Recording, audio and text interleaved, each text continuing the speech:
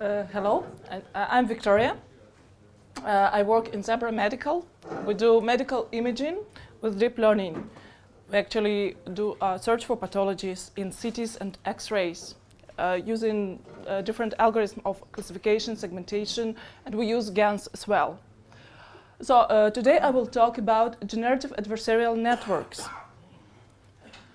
Jan LeCun, which is a big name in deep learning, told that GANs is the most interesting idea in the last 10 years in machine learning.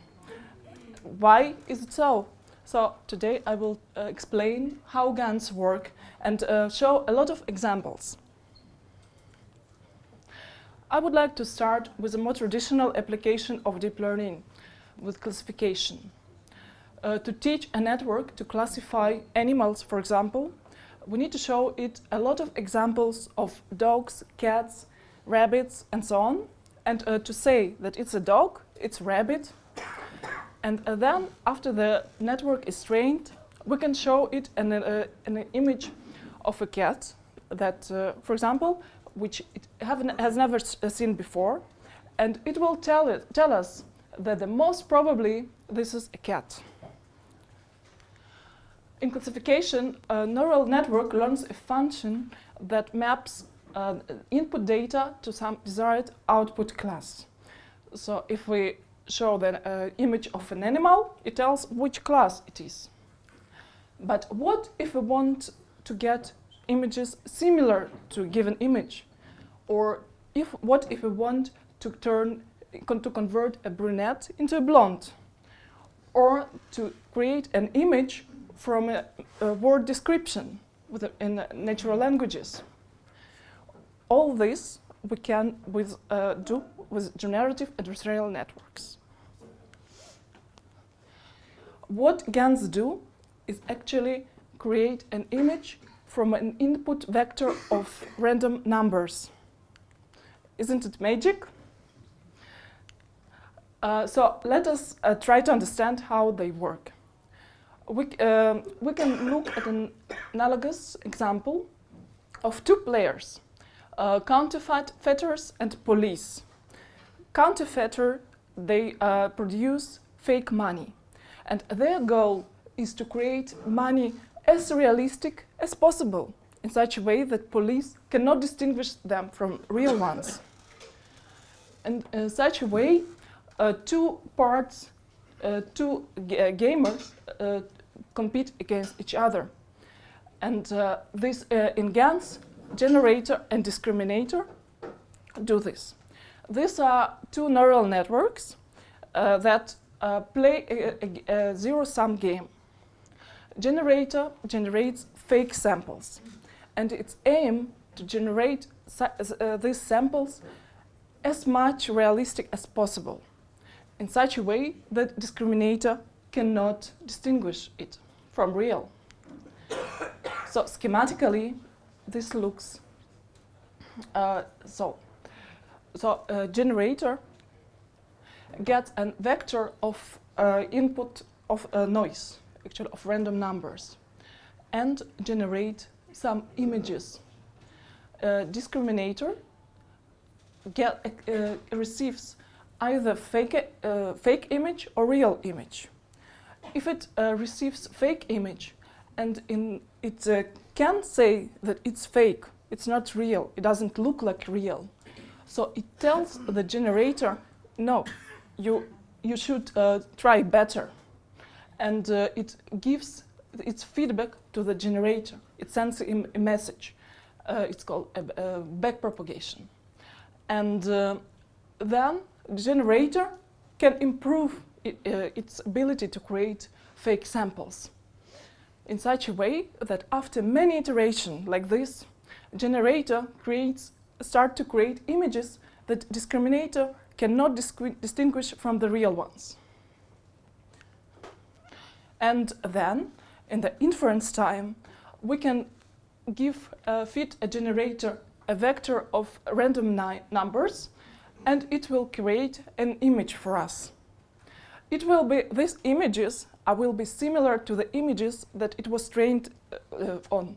For example, if our training set is images of faces of celebs, So we will get images of faces, but it won't be similar to any image in the given training set. So are these images real or fake? Does it look real? Yeah. It's actually this article, it's from 5 days ago. GANs is a very new field. It was invented by Ian Goodfellow in 2014. And since then, GANs improved a lot. And so these are... this is real. These are the faces that were created 2 years ago. And this is just 5 days ago. So you see the difference. So let us look into the system, into the networks. So as I told, Generative Adversarial Networks consist of 2 networks, the discriminator and generator. Discriminator consists of several layers of convolutional layers. And generator consists of several layers of deconvolution. I will shortly explain now what is convolution and deconvolution. To create a convolutional layer, you look at the input layer and you run a sliding window, iterate over each cell in the input layer. In every window, you multiply this by weight matrix and sum.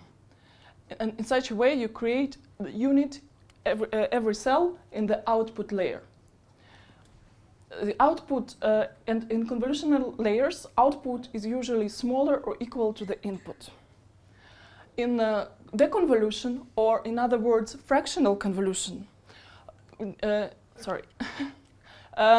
output is larger than the input. It's actually the opposite operation to convolution. So in fractional convolution, we blow this input layer, we add some air, and then do the same operation as in the convolution. So we iterate a sliding window over every cell, multiplied by a weight matrix and sum. But I have a question. Yes. But in the convolution, you lose information. So how can you do the opposite direction? So this weight matrix that we multiply, these are the parameters of the network that we learn, that the network learns, and it learns how to upsample an input image to a higher resolution. This is an example of a generator in TensorFlow. So this we see here is the generator. I remind you, it accepts a vector of random numbers. This is Z. It's just a vector of 100 numbers drawn from Gaussian distribution.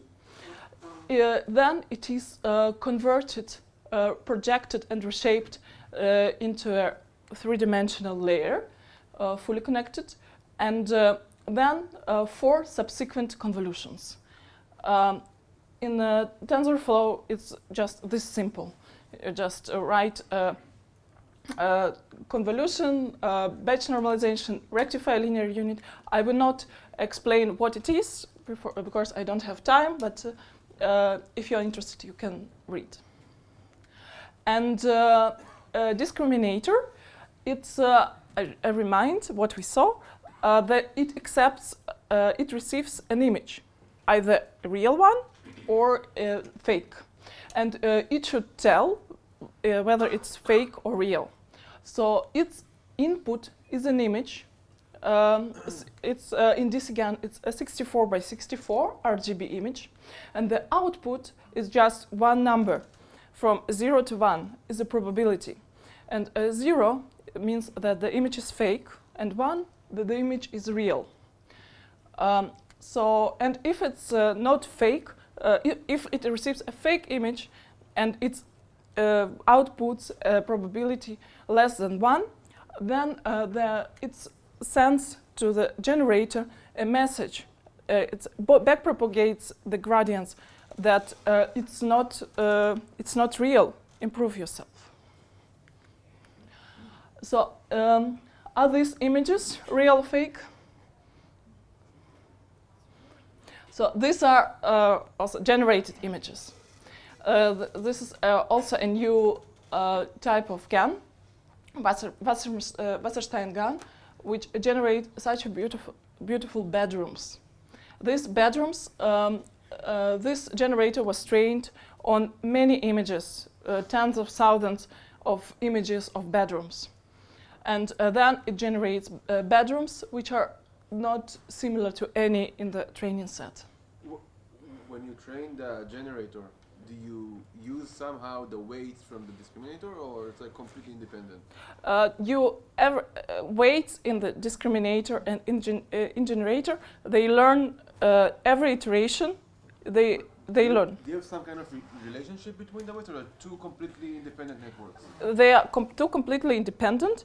The only dependence is that generator sends to the loss. If you're familiar with the loss function of a generator is minus loss function that of the loss function of generator is minus the loss function of discriminator. So if a discriminator makes a mistake, then the loss function of generator is non-zero, and it actually has a non-zero gradient, and it backpropagates to the weights and improves the weights. So it turns out that this vector of random numbers, we can do some interesting things with it. So, for example, we can take two z vectors of these two images on the edges, z1 and z2, and we can interpolate between z1 and z2, and the received z vectors we can again feed to the generator, and the images that we get will look like this. So actually what happens is that we interpolate between one bedroom and another bedroom.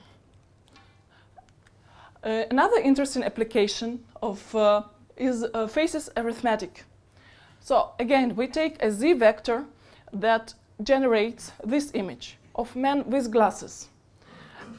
And we take a z2 vector of man without glasses and subtract them, and add a z vector of a woman without glasses.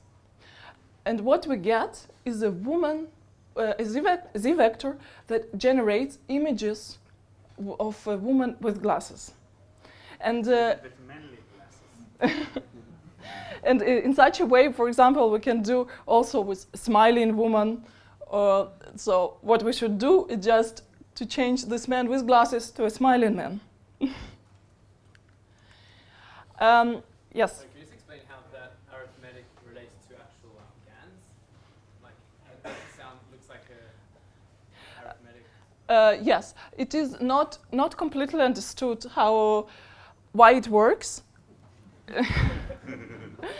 But what actually happens is that the generator, it learns the joint distribution of the z vectors and the labels, which are fake, the real images, and then it can from the input z vector can generate samples from this distribution. How big is this vector?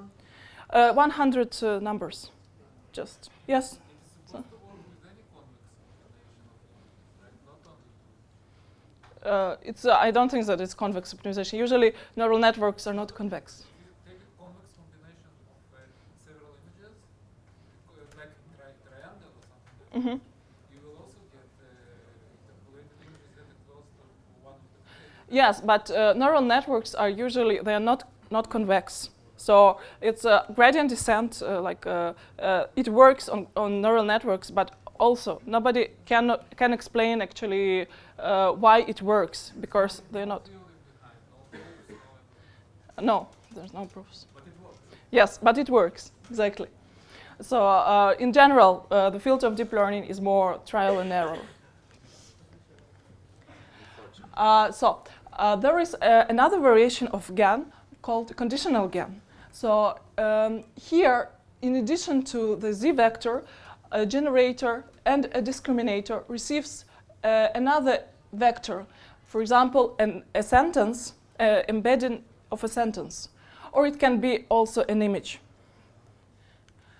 And in such a way, we can generate an image from a sentence.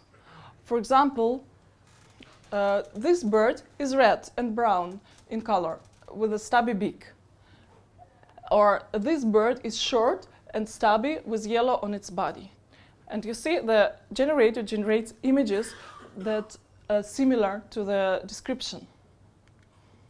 Or the same with flowers.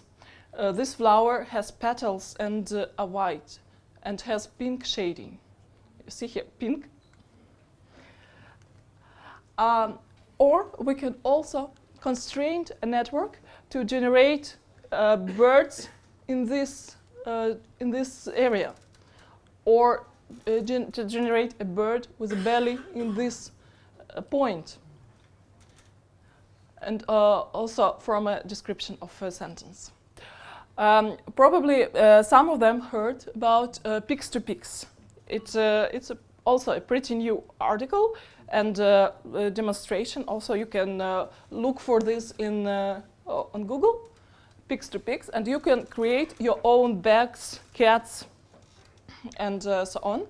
So what you can do is just draw a sketch of a bag, click process, and it will generate a bag, a realistic looking bag. Or you can draw a cat and it will fill it with cat texture. So here, for example, it thinks that it has a third eye instead of a nose.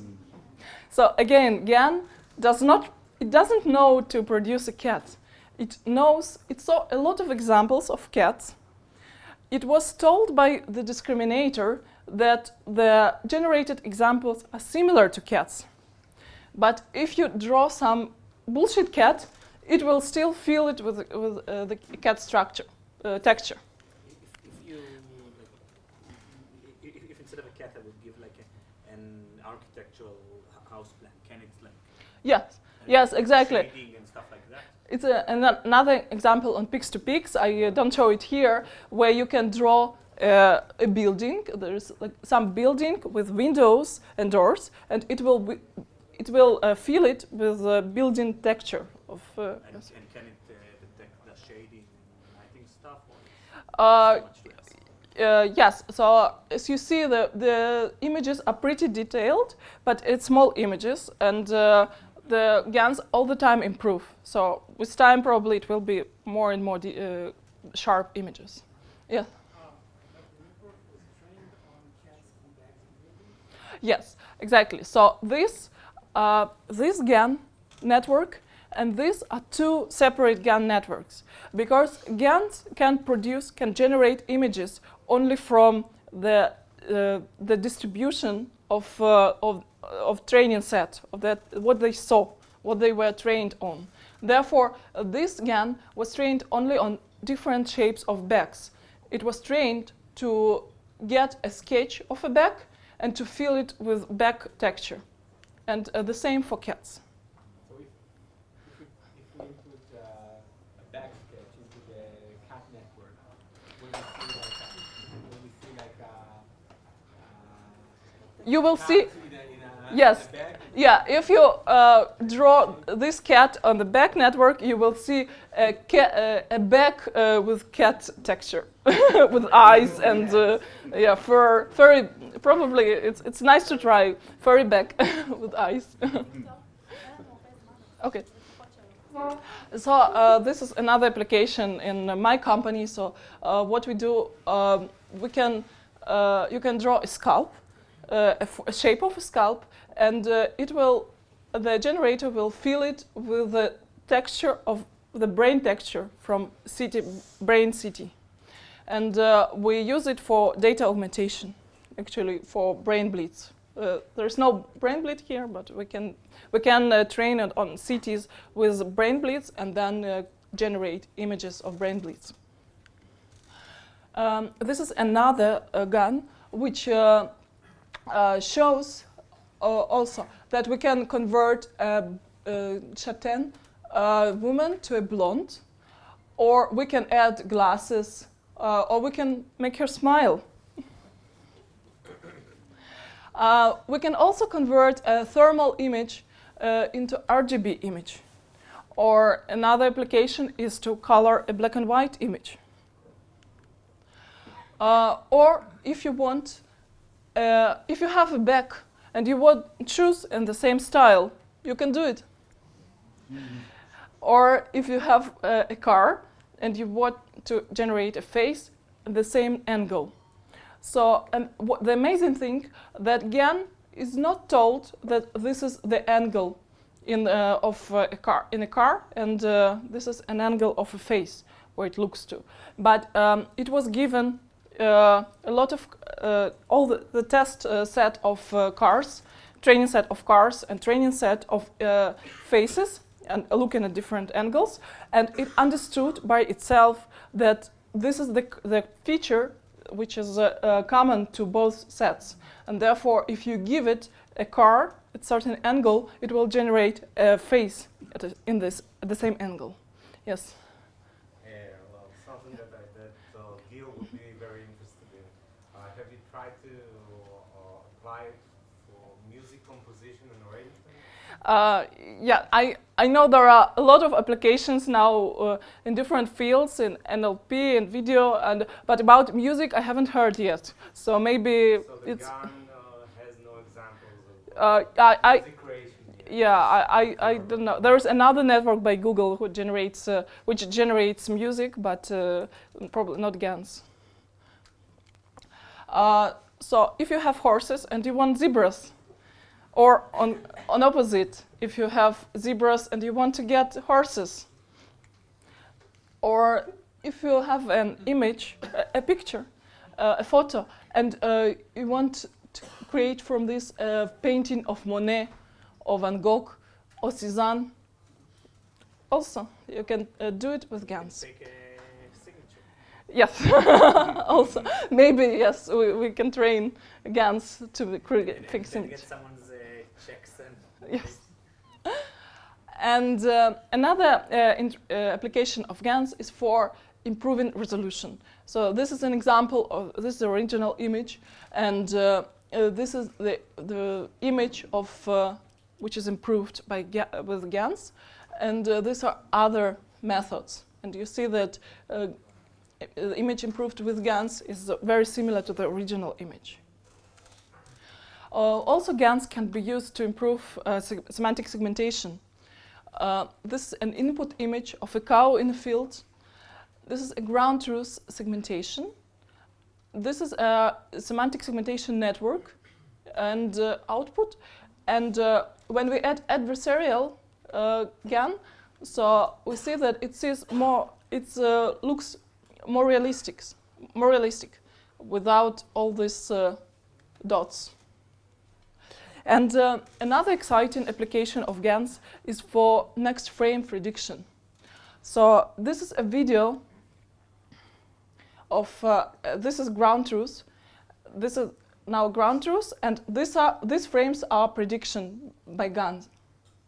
Which ones are the predictions? The prediction, there are 4 frames that are predicted.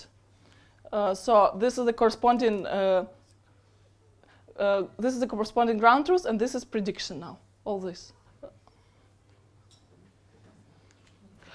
So in summary, we saw that GANs can create very realistic, sharp images, and they all the time improve. So there is a very intensive research in this field, and like almost everybody in deep learning now add GANs to improve their networks. And, but there are yet many unexplored applications of GANs.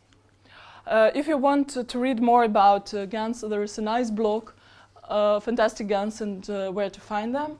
or if you want to learn some deep learning deeper, so there is a very good Stanford course, Convolutional Neural Networks, or Cadenza course, which has a very nice introduction into TensorFlow. And there is a new book by Ian Goodfellow and Benjo on deep learning. Yes. I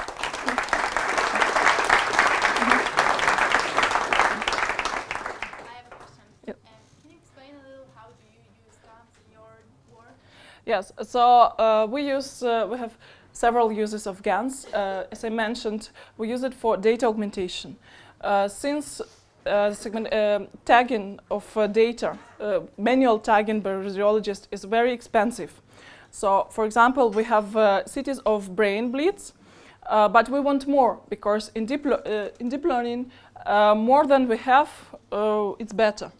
And actually, what we do, we train GAN on this CT images with bleeds, and then the GAN can generate images with bleeds similar to the training images, but not the same.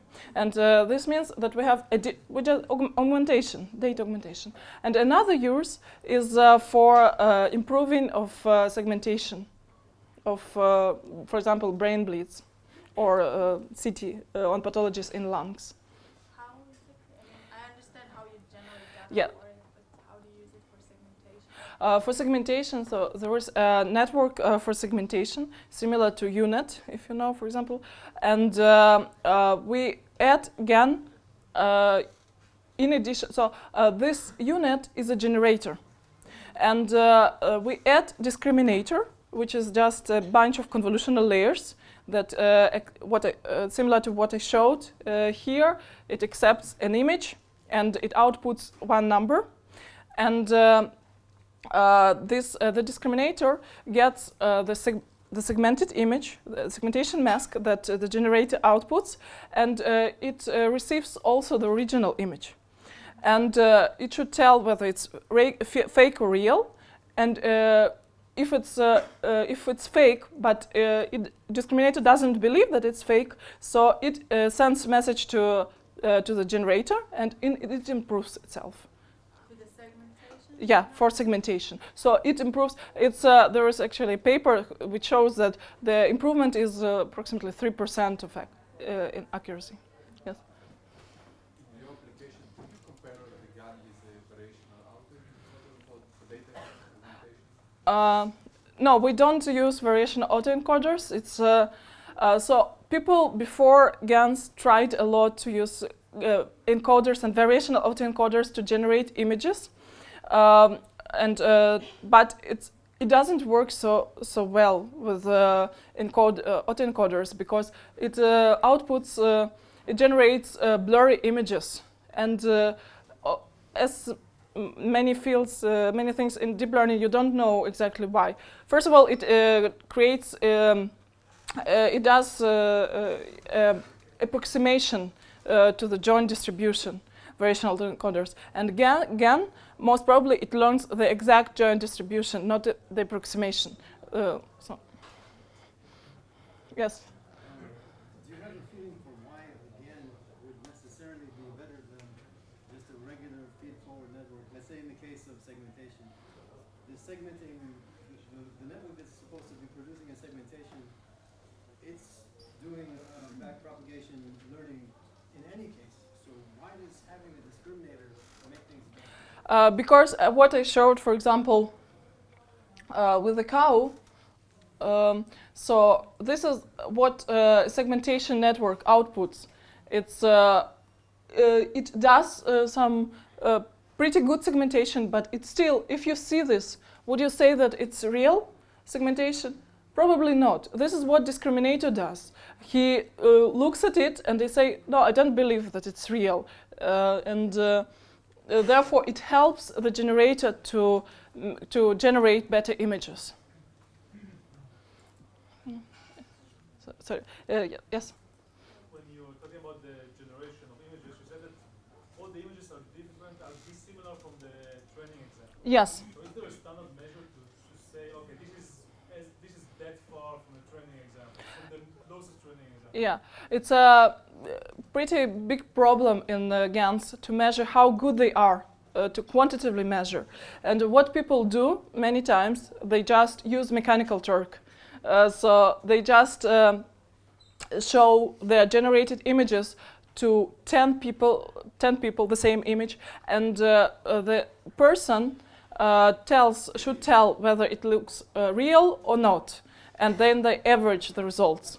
So. But just to explain, so I was specifically referring to saying, okay, you can take a training example and you just change one pixel and then saying, okay, this is a different generated image. Yes. So how do you know that this is really different from the training? Because you just, if you look at it, you really don't find any image that is exactly equal to the image in the training set. To train GANs is not so easy. There is a mode collapse when GAN can output the same image many times. So, but there is a new paper on Wasserstein GAN that actually avoids this. Yeah. But I wanted to ask usual classification. For example, if you want to distinguish cancer from benign tissue, Mm-hmm. you need to supply a lot of positive examples of cancers and a lot of negative examples of benign. So it is able to distinguish. And what is my impression here is you don't have negative examples. You only have positive. No, you can train a generator. It's not for. We don't use a discriminator for classification. We want to try this. We still haven't tried, but usually we want just to generate positive examples. Yeah, why? Because you need to teach to train the generator independently on positive examples to generate positive, and this is the usual use of GANs. How it knows that it's not similar? Because it doesn't know anything else. It just knows the positive. Yes. So it just because it learns the joint distribution of the data, and it just samples images from this distribution. This is what GAN does. Yes. Okay. Thank you.